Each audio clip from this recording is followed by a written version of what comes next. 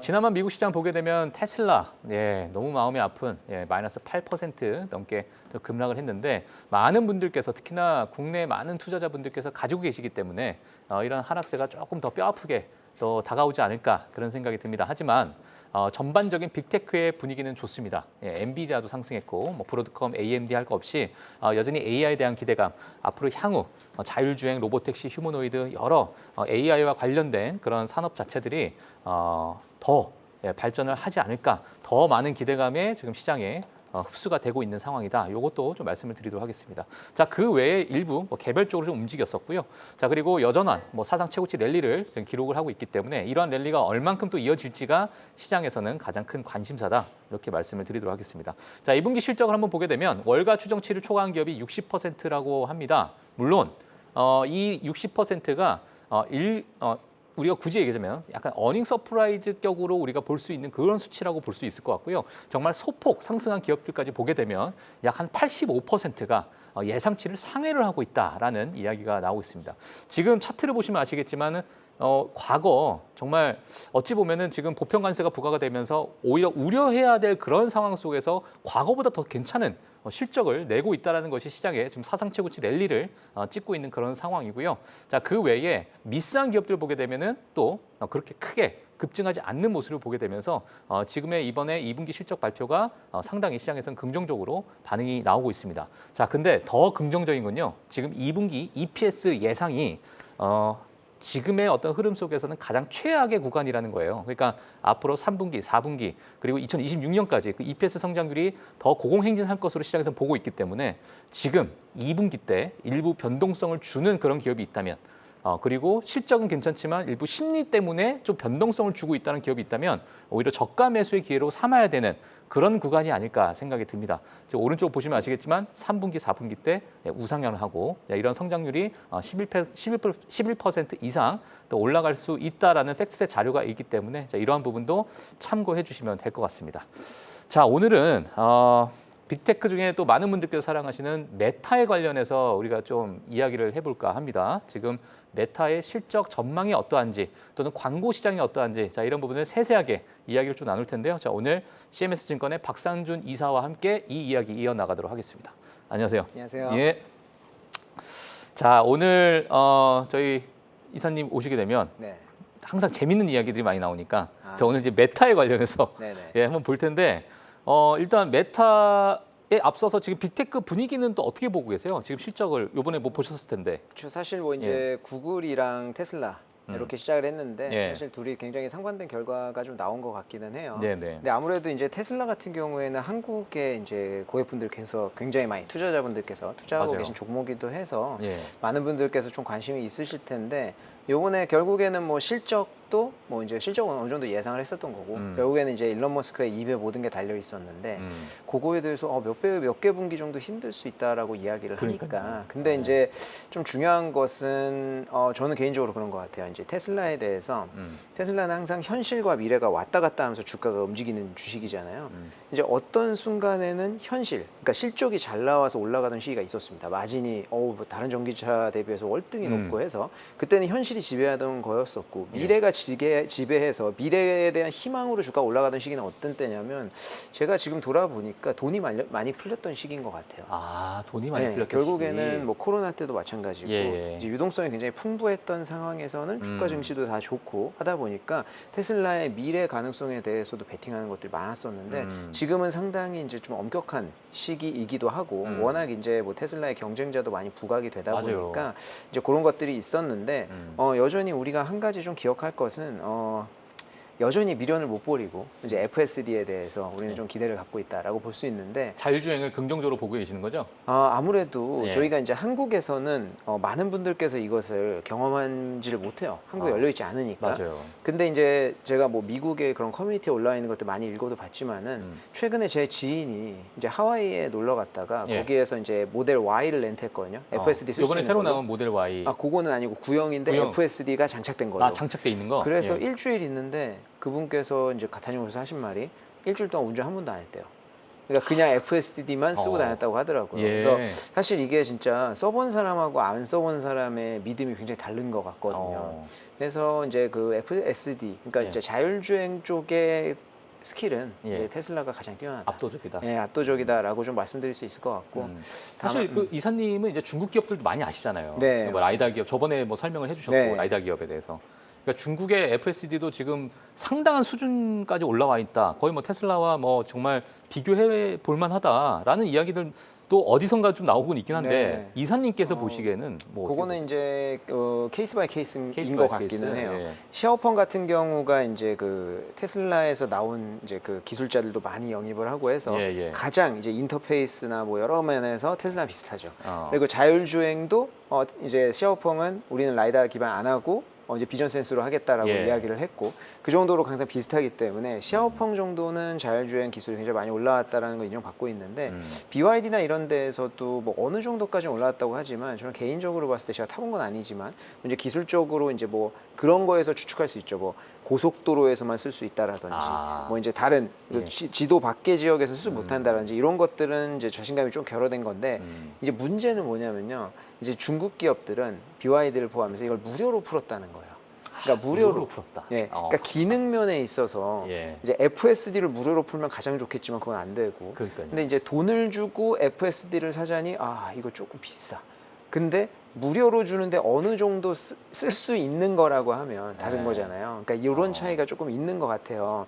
근데 이제 그러니까 이게 지금 챗 GPT와 딥시크의 차이라고 봐야 되나요? 뭐 약간 그런 느낌이잖아요. 무료로 쓸 수 있는. 그렇죠. 무료로 쓸 수 있다 보니까. 예. 근데 이제 라이다에 대해서 과거에 말씀드렸던 이유는 뭐냐면 예. 그렇기 때문에 중국의 자율주행 기술들은 허들이 그러니까 그 안전장치가 하나씩 더 필요한 거예요. 그러니까 라이다를 단다라고 하는 것은 이제 타는 사람들 입장에서도 만드는 입장에서도 안전장치가 하나 더 달리는 거거든요. 근데 이게 과거에는 라이다가 너무 비쌌고 이제 못생겼고 하니까 이걸 굳이 달겠느냐라고 했는데 지금은 그게 거의 뭐 이제 숨길 수도 있고 있는 듯 없는 듯하고 가격이 싸졌으니까 이제는 그렇다고 하면 안전장치 하나 안 늘릴 필요 있어? 이렇게 되는 거죠. 그러니까 그런 차이가 조금 있어서 근데 이제 테슬라는 어찌 됐든 간에 이제 뭐 조금 힘든 시간이 있을 겁니다. 하지만 저는 이제부터는 조금 모아가도 되지 않을까. 근데 이게 지금 투자자 입장에서 힘든 게 뭐냐면은 다 주가가 힘들어요. 그러면 같이 모아갈 수 있습니다. 근데 모아가던 와중에 뭐 비테크가 달린다든지 다른 게 가면 그게 조금 상대적인 포모 현상이 일어나잖아요. 예, 그게 좀 심해요. 그래서 쉽지는 않겠지만 일단 보유하고 계신 분들은 아마 보유를 그냥 계속 하시는 게 낫지 않을까. 왜냐하면 어떤 일부 IB에서는 이제 뭐 실망스러운 실적이다 다 이야기하지만 목표 주가를 오히려 올리는 것도 있어요. 요번에. 예, 그렇기 때문에 저희가 그런 거를 보고 향후에 이제 뭐 글쎄요, 그게 몇 분기가 될지 올해 하반기 정도가 될지 모르겠지만 제가 봤을 때는 실적, 현실에서 우리가 현실을 보는 주식 투자자들은 다 떠난다. 그리고 주변에 좀 알아보세요. 테슬라 좀 투자할 거야? 라고 하면 좀 물어보세요. 모든 사람이 그거 이제 왜 투자하냐라고 할 때 그때 우리는 공격적으로 한번 봐야 되지 않겠나. 예, 워렌 버핏 선생님 아니고 박상준 이사님의 말이었습니다. 자, 그러면 오늘 이제 메인 주제로 좀 넘어갈 텐데요. 메타 실적 발표를 좀 앞두고 우리가 어떻게 좀 봐야 되는가 한번 봐야 될 텐데 뭐 어떤 부분부터 우리가 좀 봐야 될까요? 이제 저희가 메타가 좀 심상치가 않은 것 같기는 해요. AI 쪽에서. 그리고 이제 AI를 보급할 수 있는 입장에서도 굉장히 다양한 채널을 가지고 있고요. 그래서 지금 다음 주 7월 30날 장 마감 후니까 아마 목요일 오전이 될 것 같은데 근데 실적이 나오기 때문에 그 전에 한번 이번에 실적에서 기대할 수 있는 게 뭐가 있는지 좋습니다. 이거 한번 이야기를 해봐야 될 것 같아요. 그래서 보시면은 메타는 매출 비중의 97.8%가 광고입니다. 그래서 광고가 굉장히 중요한 회사다. 이렇게 보면 되고요.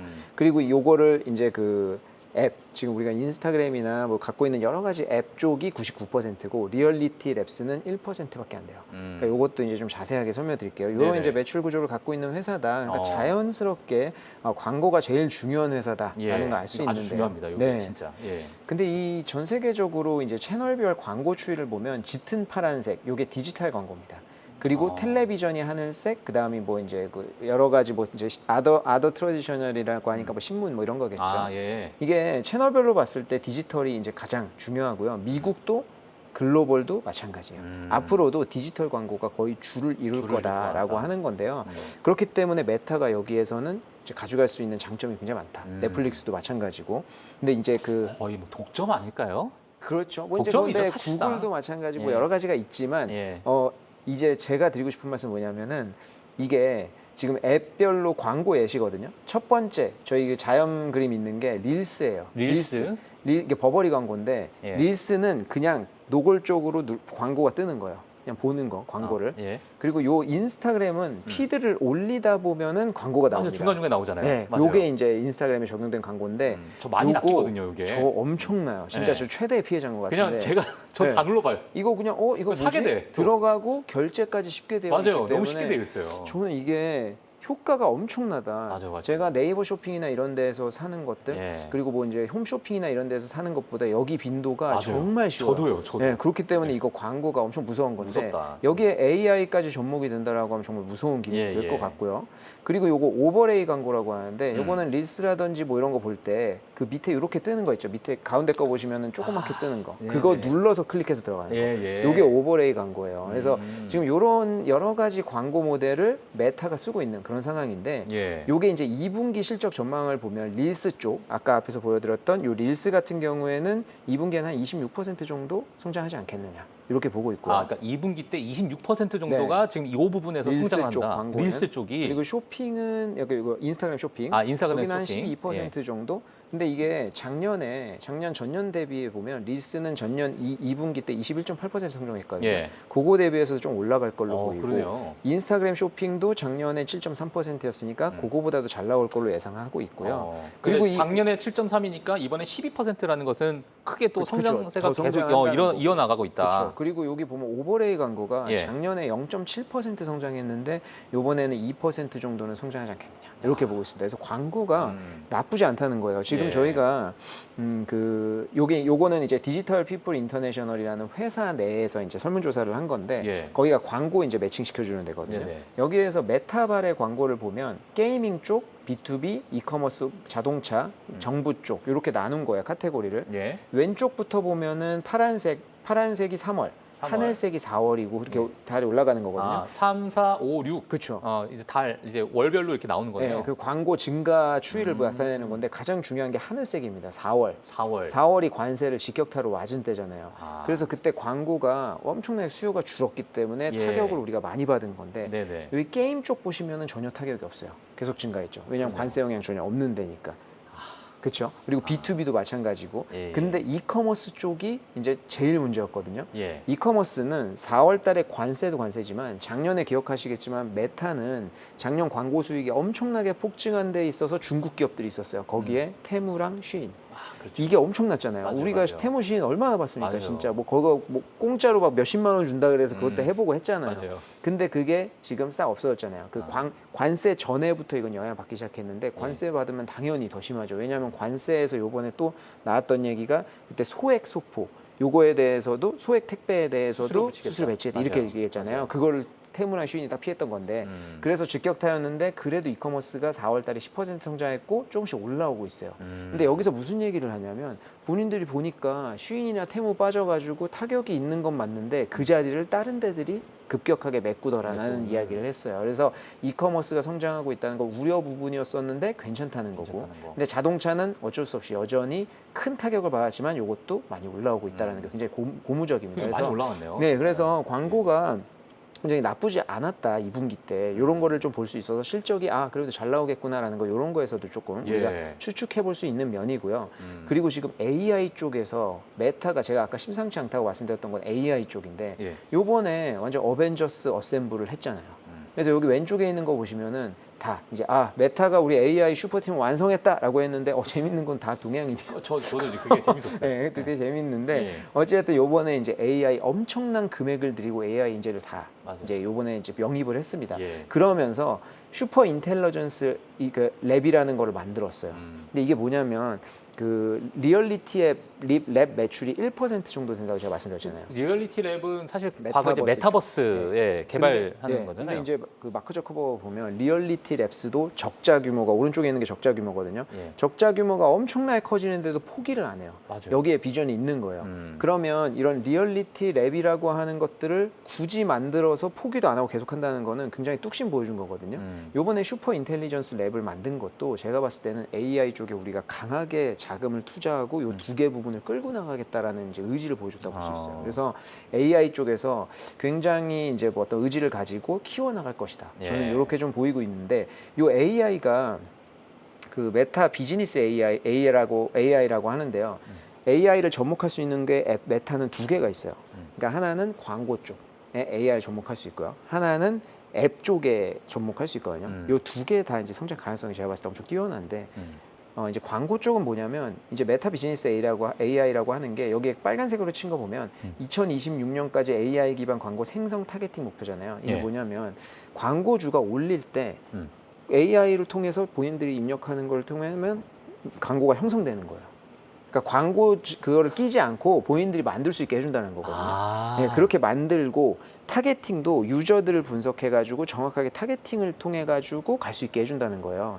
요번에 구글 실적 발표했을 때 광고 뭐 그렇게까지 타겟 없고 광고에 대한 우려가 많았잖아요. 왜냐하면 지금 우리가 구글 처음 쓰면은 제미나이가 AI로 분석해 주거든요. 그거 되게 좋잖아요. 그렇다 보니까 이거 광고 이제 쓰겠어? 이랬는데 오히려 AI를 써가지고 타겟팅 광고가 더 잘 된다라는 게 중노진이잖아요. 그러니까 요것도 마찬가지로 만드는 사람도 그러니까 올리는 사람도 AI를 이용해서 쉽게 올릴 수 있고, 그리고 AI로 타겟팅을 해가지고 오히려 그러니까 광고 투자 대비 수익은 한 10에서 20% 정도 올라가게 하는 거죠. 그러니까 헛발질을 안 하게 하는 거예요. 제가 봤을 때, 내가 딱 봤을 때, 박상준이라는 사람은 요거 보면 무조건 클릭해서 사더라라고 하는 통계 있을 거 아니에요. 그러면 그거 하는 광고주는 거기에 가면은 저는 속절없이 낚이겠죠. 뭐 이런 것들. 그래서 요게 이제 요런 이제 그 광고 쪽에 AI를 접목을 해가지고 메타의 매출이 향후에 5% 정도 성장하는 효과가 있을 것이다. 이런 이야기들이 좀 있고, 요런 타겟팅은 결국에 그럼 이렇게 생각할 수 있죠. 우리가 구글이나 이런 데들도 요거를 하는데 요거 굳이 뭐 메타 거 쓸 필요 있겠어? 뭐 이런 이야기들, 뭐 이제 큰 기업들, 자기네들 직접 AI를 하는 기업들. 근데 중소기업들은 그렇지 않죠. 상황 현실이. 중소기업들은 이런 것들 본인들이 할 수가 없기 때문에 요거는 중소형 기업이라든지 좀 작은 기업들을 타겟팅을 했다. 이렇게 볼 수 있어서 그런 것들이 조금 이제 접목이 되면, 그리고 실질적으로 베타 테스트를 했는데 모든 테스터 이제 그 광고주들이 봤더니 이제 굉장히 호평을 좀 줬고 메타가 지금까지 선보인 것 중에 최고였다. 이런 이야기들을 그러니까 비용 절감도 광고주 입장에서는 할 수 있잖아요. 왜냐하면 중간에 뭐 광고를 뭐 제작하거나 맞습니다. 광고 대행 업체들도 많이 있고 뭐 그런 여러 가지 어떤 과정을 정말 간소화시켜 버리고 AI를 통해서 일부 비용을 절감할 수 있는 역할도 좀 되다 보니까 중소형 기업 입장에서는 너무나도 매력적인 어떤 광고 모델이 될 수 있고, 야, 이게 그러네요. 네, 이게 그래서 굉장히 이제 이번에 AI 팀을 다 결성을 했기 때문에 이게 라마는 저희 뒤에 가서 말씀드릴게요. 그리고 요 이제 메타 비즈니스 AI는 언제 출시될 것이냐라고 했을 때 올해 3분기 말 빠르면, 그리고 늦으면 내년 초. 왜냐하면 이 4분기가 공백인데 사실 이제 신규 집행하는 입장에서 기업들이 4분기에는 뭐 신규 집행 잘 안 하잖아요. 내년 그렇죠. 기업 광고하고 그렇다 보니까 그 전에 하던가 아니면 그 후에 할 것 같다. 이렇게 예상을 하고 있는 상황이고요. 그리고 아까 말씀드렸던 이제 그 앱 쪽에, 그러니까 우리가 이제 메신저나 이런 데에다가 접목을 할 수 있는 건데, 이게 광고도 있지만 우리 같이 이제 인스타그램이나 왓츠앱을 쓰는 입장에서도 이제 AI를 쓸 수 있는 거예요. 여기에 이미 라마가 적용이 됐었는데 사실 라마에 대한 평은 그닥 좋지는 않았어요. 뭐 이제 오픈 AI나 이런 거에 비해서 좀 떨어진다. 근데 요것도 이제 AI 슈퍼팀을 이제 그 결성을 해서 개선을 하고 있는 상황이고, 지금 계속 업그레이드 버전 나오고 있는 상황인데, 요게 지금 페이스북, 메신저, 인스타그램, 왓츠앱, 스레드, 오큘러스는 이거 메타버스, 그 워크플레이스 요렇게가 이제 앱이 있잖아요. 여기에 동시에 적용이 될 수 있는 거예요.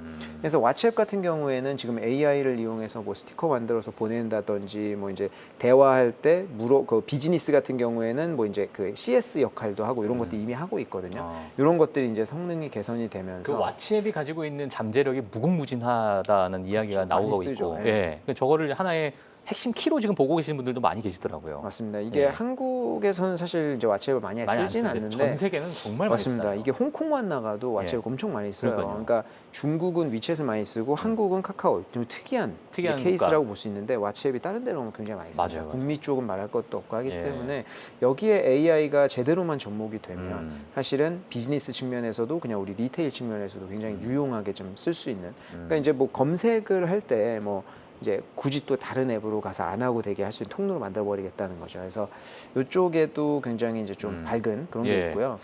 야, 지금 너무나도 좋은 자료들이 너무 많은데 지금 시간이 지금 한 2분, 3분 정도 남았거든요. 알겠습니다. 그래 오늘 어떤 것들을 저희 시청자분들이 꼭 봐야 된다. 네네. 뭐 있을까요? 예. 그래서 이제 다음 주에 이제 실적 발표를 하는데 예. 2분기 실적은 견조할 것으로 예상을 하고 있습니다. 그리고 우리가 메타가 AI 쪽에서 엄청나게 이제 푸시를 하고 광고 쪽, 앱 쪽 그리고 다 적용할 거다. 요거는 좀 인지하고 장기적으로 볼 필요가 있을 것 같고요.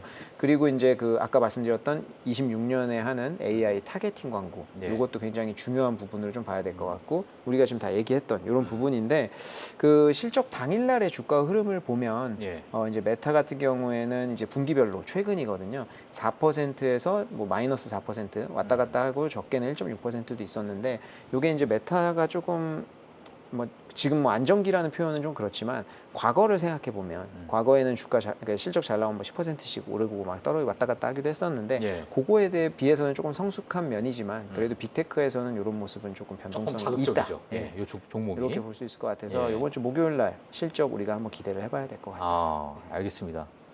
자, 일단은 이 메타에 대해서 지금 실적에 대해서 많은 분들께서 근데 랠리를 계속 이어나가고 있고 사상 최고치도 찍고 있고 뭐 너무나도 주가 측면이 좀 견고하다 보니까 이게 도대체 어디까지 성장할 것인가. 근데 지금 방금 말씀해 주신 이 장표들을 이렇게 보게 되면 너무나도 견고한 성장을 지금 보이고 있다.